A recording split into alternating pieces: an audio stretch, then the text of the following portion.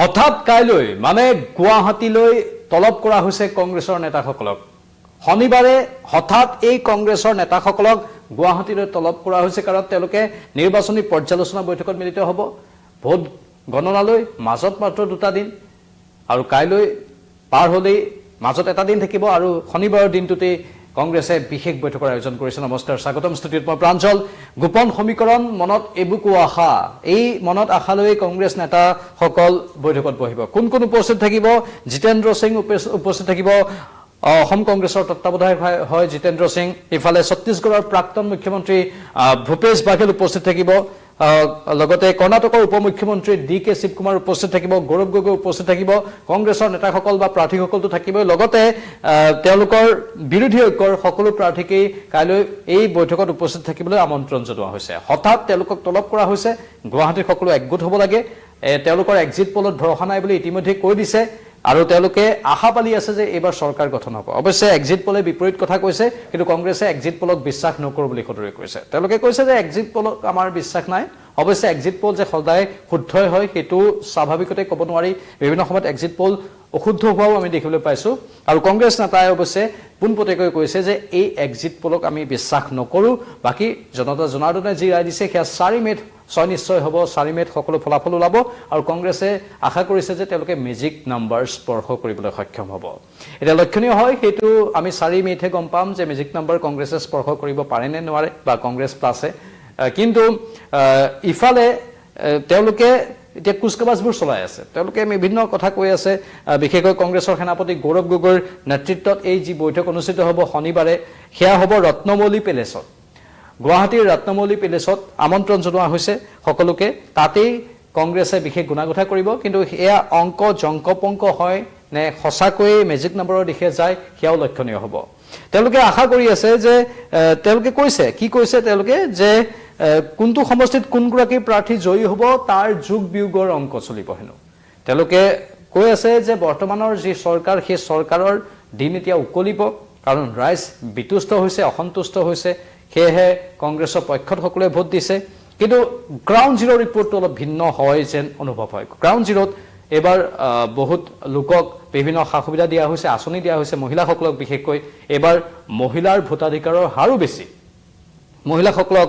অৰুণোদয় মহিলা উদ্যমিতা এই আঁচনিবোৰৰ দ্বাৰা উপকৃত কৰা হৈছে তেওঁলোক লাভৱানো হৈছে তেওঁলোকৰ মুখত হাঁহি বিৰিঙিছে কিন্তু তাৰ বিপৰীতে কংগ্ৰেছে দাবী কৰিছে যে সাইলেন্ট ভোটাৰে কাম কৰিছে মানে কৰবাত কোনোবাই হয়তো আঁচনিৰ সুবিধা লৈছে কিন্তু ভোটটো কংগ্ৰেছক দিছে তেনেধৰণে কংগ্ৰেছৰ নেতা দেৱব্ৰত শইকীয়াই দাবী কৰিব বিচাৰে এয়া অৱশ্যে আমি সকলো কথা 4 মেতহে গম পাম যে সঁচাকৈ সাইলেন্ট ভোটাৰে বিশেষ ভূমিকা ল'লে নেকি একাংশই আঁচনিৰ সুবিধাবোৰ লৈ ভোটটো কংগ্ৰেছক দিলে নেকি বা বিৰোধীক দিলে নেকি সেইবোৰ লক্ষণীয় হ'ব আৰু সঁচাকৈ ৰাইজ বা জনসাধাৰণ কৰবাত অসন্তুষ্ট হৈছে নেকি বৰ্তমানৰ এই সামগ্ৰিক প্ৰেক্ষাপটক লৈ বিভিন্ন ধৰণৰ কথাক লৈ বিভিন্ন ধৰণৰ বাক্যবানক লৈ বিভিন্ন ধৰণৰ তুচ্ছ তাচ্ছিল্যক লৈ অথবা বোকাচতীয়া ৰাজনীতিক লৈ ধৰ্মৰ ৰাজনীতিক লৈ বা আন কেতবোৰ বিষয়ক লৈ সেই সকলো কথা 4 মেত স্পষ্ট হ'ব আমি এটা কথা কওঁ যে জনতা জনাৰ্দন যথেষ্ট সক্ৰিয় তেওঁলোকে প্ৰতিটো বিষয় সূক্ষ্মভাৱে চায় আৰু ভাৰতবৰ্ষৰ জনসাধাৰণৰ সেইটো এটা বিশেষ গুণ বা বিশেষত্ব যে তেওঁলোকে সদায় ঢোত উঠি নাযায় এটা সময় থাকে ঢোত উঠি যোৱাৰ কিন্তু পৰৱৰ্তী সময়ত তেওঁলোকে বিবেকৰো আশ্ৰয় লয় তেওঁলোকে ভাবি চিন্তি গোটেইবোৰ কাম কৰে সেইটোৱে হ'বগৈ নেকি সেয়াও লক্ষণীয় বিষয় কিন্তু এক্সিট পলে বাৰে বাৰে কৈ আছে যে এটা নিৰ্দিষ্ট সংখ্যক বা ভাল আসন পাই বিজেপি বা এনডিএ চৰকাৰ গঠন কৰিবলৈ সক্ষম হ'ব আন একাংশ লোকে এনেধৰণেও কৈছে যে এক্সিট পলত যিটো সংখ্যা কৈছে ইয়াত কোনো ৰাজনৈতিক দলৰ কথা নকওঁ কংগ্ৰেছৰ বাহিৰেও একাংশ ৰাজনৈতিক বিশ্লেষকে এনেধৰণে কৈছে যে ৭৫ ৮০ ৮৫ ৯০ ৯৫ এই সংখ্যাবোৰ অলপ বেছি হয় এক্সিট পলত সেই সংখ্যাটো অলপ জোখতকৈ বেছিকৈ কৈছে তেওঁলোকে অপিনিয়ন পলত যি কথা কৈছিল এক্সিট পলতো প্ৰায় একেই কথাই কৈছে আচলতে সেইটো নহয় যদিও চৰকাৰ বিজেপি গঠন কৰিব কিন্তু আসনৰ সংখ্যা কমিব বিশ্লেষকসকলৰ এনেকুৱা ধৰণৰ মতামত তেওঁলোকে কৈছে যে একাংশ বিশ্লেষকে কৈছে একাংশ বিশ্লেষকে অৱশ্যে কংগ্ৰেছ প্লাছে চৰকাৰ গঠন কৰিব বুলি দাবী উত্থাপন কৰি আছে আৰু আন একাংশ বিশ্লেষকে কৈছে যে যদিও বিজেপি বা এনডিএ চৰকাৰ গঠন কৰিব কিন্তু আসন এক্সিট পলত যিমান দেখুওৱা হৈছে সিমান আসন তেওঁলোকে লাভ কৰিবলৈ সক্ষম নহ'ব আৰু আন একাংশই কৈছে নাই হ'ব কাৰণ কৰবাত তেওঁলোকে দলং বনাইছে ৰাস্তা ঘাট বনাইছে মহিলাসকলক উপকৃত কৰিছে আৰু সামগ্ৰিকভাৱে এইবাৰ নিৰ্বাচনত দেখিবলৈ পোৱা গ'ল বহুত টকাও খৰচ কৰা হৈছে নিৰ্বাচনী প্ৰচাৰৰ নামত ব্যাপক ৰূপত প্ৰতিটো ৰাজনৈতিক দলে ধন খৰচ কৰিছে সেইফালৰ পৰাও বহুতে হয়তো বহুতকে আকৰ্ষণ কৰিবলৈ সক্ষম হ'ল এবাৰ এক প্ৰকাৰ বিভিন্নজনে এনেধৰণে কৈছে যে বতাহত হয়তো টকা উৰিছে এয়া বিভিন্নজনৰ বিভিন্ন মত তাৰ কোনো তথ্য প্ৰমাণ নাই কিন্তু তেওঁলোকে দাবী কৰিব বিচাৰে যে এইবাৰৰ নিৰ্বাচনত বতাহত টকা উৰিছিল ইমান টকা খৰচ কৰিছিল কৰবাত একোজন প্ৰাৰ্থীয়ে আৰু সেয়েহে স্বাভাৱিকতে সেই টকা দিয়েই আন একাংশক হয়তো প্ৰলোভিত কৰিবলৈ সক্ষম হ'ল বা প্ৰৰোচিত কৰিবলৈ সক্ষম হ'ল কিন্তু ভোটাৰক টকা দি কিমান দূৰ কিনিব পাৰি তাক লৈ স্বাভাৱিকতে প্ৰশ্ন থাকিব সেইটো ইমান সহজো নহয় আন একাংশ ভোটাৰে অৱশ্যে বিবেক বা আন কেতবোৰ বিষয় বাদ দি বা সেই বিষয়বস্তুবোৰক জলাঞ্জলি দি টকাৰ জোৰতো অতিবাহী যোৱা দেখিবলৈ পোৱা যায় যি কি নহওক ভাৰতীয় গণতন্ত্ৰত এনেধৰণৰ বিভিন্ন ৰূপ সময়ে সময়ে আমি দেখিবলৈ পাই থাকোঁ আৰু ধাৰাবাহিকতা এইবাৰ অক্ষুণ্ণ ৰাখিব পাৰিব নে সেই ধাৰাবাহিকতাত কৰবাত ভাঙোনৰ সৃষ্টি হ'ব বিভিন্নজনে কয় যে বোৱতী নদীৰ সোঁততো মৰা সৌ গুচি আহে বোৱতী নদীৰ সোঁতত বা একেটা সোঁততে গৈ থাকিলে সকলো শেষ হৈ নাযায় মানে সদায় সোঁতৰ বিপৰীতে যাবলৈ চেষ্টা কৰিব লাগে অলপ ব্যতিক্ৰমী ৰূপতো চিন্তা কৰিবলৈ চেষ্টা কৰিব লাগে তেতিয়াহে হয়তো কৰবাত নতুন এটা ৰূপ বা নতুন এটা পৰিৱেশৰ সৃষ্টি হয় যদি সেই সোঁতৰ লগত একেলগে বাৰে বাৰে উটি গৈ থকা হয় তেনেহ'লে সেই ব্যাপক পৰিৱৰ্তনটো কৰবাত নাহে সেয়েহে কোনোবাই কয় যে এনেকুৱাও হ'ব লাগে যি কি নহওক এয়া বিভিন্নজনৰ বিভিন্ন কথা এতিয়া শনিবাৰৰ যিখন হোটেল ৰত্নাৱলী পেলেচত বৈঠক অনুষ্ঠিত হ'ব কংগ্ৰেছৰ তেওঁলোকেতো আশা পালি আছে যে ব্যাপক ৰূপত তেওঁলোকে এইবাৰ ভাল ফলাফল লাভ কৰিব প্ৰতিগৰাকী কংগ্ৰেছৰ নেতাৰ মুখতে সেইটো শুনিবলৈ পোৱা গৈছে অৱশ্যে 2021 বৰ্ষতো তেওঁলোকৰ তেনেধৰণৰ কথা শুনিবলৈ পোৱা গৈছিল 2021 বৰ্ষত কংগ্ৰেছৰ কি হৈছিল তেওঁলোকে বাছ বুক কৰিছিল বাছ ভাড়া কৰিছিল আৰু তেওঁলোকৰ নেতাসকল হৰ্চ ট্ৰেডিঙৰ শিকাৰ হ'ব পাৰে বুলি ভয় কৰি সেই নেতাসকলক কংগ্ৰেছৰ নেতাসকলক তেওঁলোকে হোটেলত ৰাখিছিলগৈ বা তেওঁলোকক বহুত কাঢ়া দৃষ্টিত ৰখা হৈছিল আনকি একাংশৰ মোবাইল ফোনটো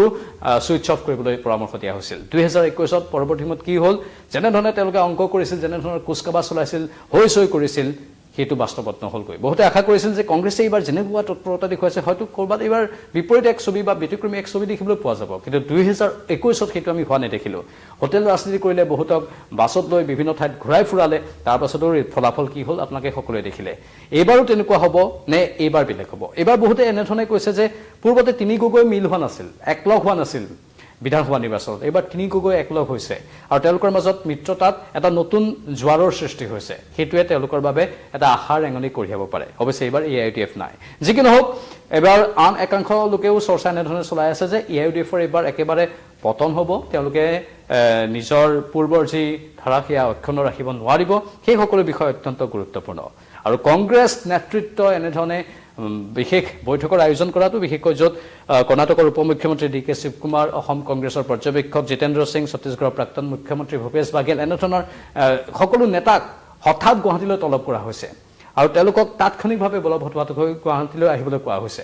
নিৰ্বাচনৰ ভোট গণনাৰ দুদিন পূৰ্বে তেওঁলোকক গুৱাহাটীলৈ তলব কৰা তেওঁলোকৰ সৈতে বিশেষ বৈঠকৰ আয়োজন কৰা সকলো বিষয় অতি তাৎপৰ্য বহন কৰিছে আমি আশা কৰিম যে হেতু সুস্থ গণতন্ত্ৰৰ বাবে শক্তিশালী দল লাগে শক্তিশালী ৰাজনৈতিক দলৰ অতি প্ৰয়োজন সেয়ে আমি শক্তিশালী ৰূপত সকলো সন্মুখলৈ অহাটো বিচাৰো শক্তিশালী ৰূপত বিৰোধী বা শাসকীয় পক্ষ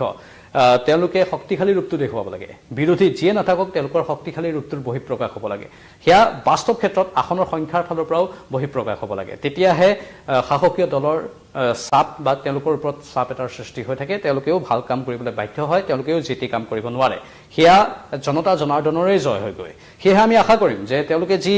আশা কৰি আছে যেনেধৰণৰ এক সপোন দেখি আছে সেই সপোনখিনি বাস্তৱেই হওক তেওঁলোকেও যেনেধৰণে বিচাৰিছে তেনেধৰণৰে হওক মুঠতে সুশাসন লাগে আমাক এখন সুস্থ পৰিৱেশ থকা ৰাজ্য লাগে এখন সুস্থ পৰিৱেশ থকা ৰাজ্যইহে জনসাধাৰণৰ প্ৰকৃত উন্নয়ন সাধন কৰিবলৈ সক্ষম হয় ইফালে শাসকীয় পক্ষয়ো দাবী কৰি আছে যে তেওঁলোকৰ এইবাৰ চৰকাৰ আহিব মানে হ্যাট্ৰিক তেওঁলোকে অৰ্জন কৰিবলৈ সক্ষম হ'ব আৰু তেওঁলোকে এই কথাটো কৈছে যে পূৰ্বতে কংগ্ৰেছ চৰকাৰে যেতিয়া 2001 চনৰ পৰা 2016 চনলৈকে অসমত তিনিবাৰ চৰকাৰ গঠন কৰিছিল কৰবাত একাংশ কংগ্ৰেছ নেতা অহংকাৰী হৈ পৰিছিল বিজেপিয়ে দাবী কৰে কিন্তু এতিয়া বিজেপিয়ে যদি হ্যাট্ৰিক অৰ্জন কৰে তেওঁলোকে অহংকাৰী নহয় তেওঁলোক অহংকাৰী হৈ নপৰে বুলি বিজেপি ৰাজ্যিক সভাপতি কালি সদৰি কৰিছিল আনকি এই বুলিও কৈছিল যে যদি আমি কিবা কাৰণত পৰাজিতও হওঁ তেনেহলেও আমি হতাশ নহয় এফালে অহংকাৰী নোহোৱাৰ কথা কৈছিল এফালে হতাশ নোহোৱাৰ কথা কৈছিল মানে ছবিখন আমি অত্যন্ত এই মুহূৰ্তত এক বিশেষ ছবি দেখিবলৈ পাইছো পুনৰ কওঁ এক্সিট পোলে যি কথা কৈ আছে সেই কথাক বহুতে বিশ্বাস কৰিব পৰা নাই বহুতে কৈছে যে এক্সিট পোল 100% শুদ্ধ নহয় আৰু যিমান সংখ্যা দেখুওৱা হৈছে সিমান সংখ্যা নাপায় আন একাংশই কৈছে যে এক্সিট পোলৰ আশে-পাশে হয়তো যাব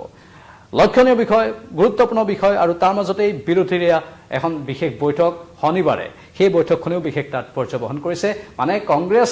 বহুত বেছি আত্মবিশ্বাসী, অভাৰ কনফিডেন্স হোৱাটো কেতিয়াবা বেয়া, 2021 চনত যিটো হৈছিলে। কিন্তু ঠিকে আছে, আত্মবিশ্বাসৰো প্ৰয়োজন, তেওঁলোকে মনৰ দৃঢ়তাও প্ৰকাশ কৰিছে, আৰু সকলোৱে আশা কৰিবই, নিজৰ সপক্ষে সকলোৱে আশা কৰিব। সেয়েহে আমাৰ শুভকামনা প্ৰত্যেকটো ৰাজনৈতিক দলৰ সৈতে আছে। এতিয়া লক্ষণীয় হ'ব 4 মে'ৰ ফলাফল কেনেকুৱা হয়। আমি অপেক্ষা কৰি আছোঁ 4 মে'ৰ ফলাফললৈ। আপোনালোকৰ মতামত কি? আপোনালোকে কি দেখিছে? আপোনালোকে কাৰ চৰকাৰ গঠন হ'ব বুলি ভাবিছে? কমেণ্ট বক্সত কমেণ্ট কৰি জনাওক। দুয়োটা মাধ্যমতে, ইউটিউব আৰু ফেচবুক, দুয়োটা মাধ্যমতে আমি আপোনালোকৰ কমেণ্ট বিচাৰিছোঁ। আপোনালোকে ছবিখন কেনেকুৱা দেখা পাইছে? কাৰণ আপোনালোকৰ মতামতবোৰৰ ওপৰতো আমি এক্সিট পোল কৰিব পাৰিম। মানে আপোনালোকে কি কয় সেই মতামতবোৰ হিচাপ কৰিলেও বহু তথ্য ওলাই পৰিব পাৰে। আমি আগতীয়াকৈ কিছু কথা উমান পাব পাৰিম। বিদায় লৈছোঁ এই মুহূৰ্তত পোনপটীয়া সম্প্ৰচাৰৰ পৰা। নমস্কাৰ।